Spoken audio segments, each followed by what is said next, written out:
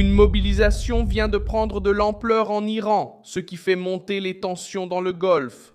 L'agence iranienne MER, citant une source interrogée par Tasnim, a affirmé jeudi 26 mars que plus d'1 million de combattants ont été organisés pour une éventuelle bataille terrestre contre les forces des États-Unis. La même source a déclaré qu'il y a eu une ruée de jeunes vers les centres du Basij, de la garde révolutionnaire et de l'armée iranienne pour participer à la défense du territoire. Ce qui se passe donc est bien plus qu'un simple effet d'annonce. Cet appel à la mobilisation survient justement au moment où Washington élargit ses options militaires. Reuters a rapporté que le Pentagone envisage d'envoyer jusqu'à 10 000 soldats de plus au Moyen-Orient, après avoir déjà préparé l'envoi de 3 000 à 4 400 militaires de la 82e division aéroportée dans la région. En même temps, le gouvernement des États-Unis maintient des Marines et d'autres forces en état d'alerte, ce qui renforce à Téhéran l'idée qu'une opération terrestre ne peut pas être écartée. Où cette tension est-elle la plus dangereuse? Dans le sud de l'Iran, autour du détroit d'Ormuz et de l'île de Karg, Karg représente environ 90% des exportations de pétrole de l'Iran.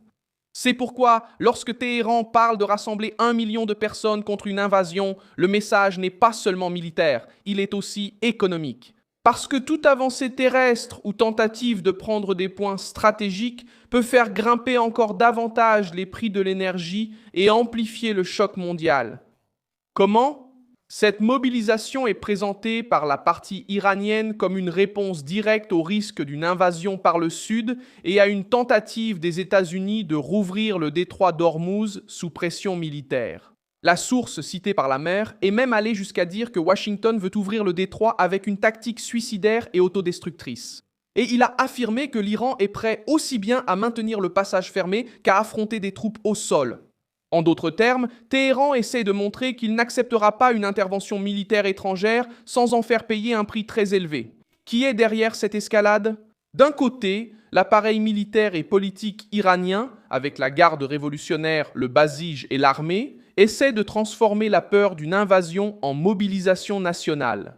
De l'autre côté, le gouvernement Trump, qui fait pression sur Téhéran avec un renforcement militaire et une proposition de paix envoyée par l'intermédiaire du Pakistan.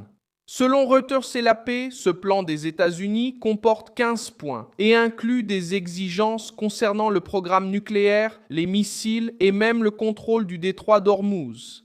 L'Iran, de son côté, a durci sa position et rejeté les négociations directes et a présenté une contre-proposition en 5 points exigeant des réparations et la reconnaissance de sa souveraineté sur la région.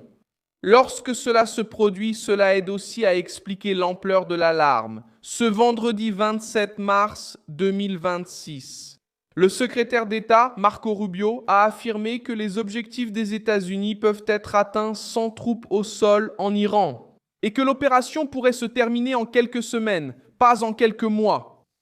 Mais, en même temps, il a reconnu que de nouvelles troupes sont envoyées afin de donner au président une marge de manœuvre pour répondre à différents scénarios. Ce mélange de discours diplomatiques et de renforcement militaire est exactement le genre de signal qui alimente la mobilisation iranienne et soutient le récit de la défense totale.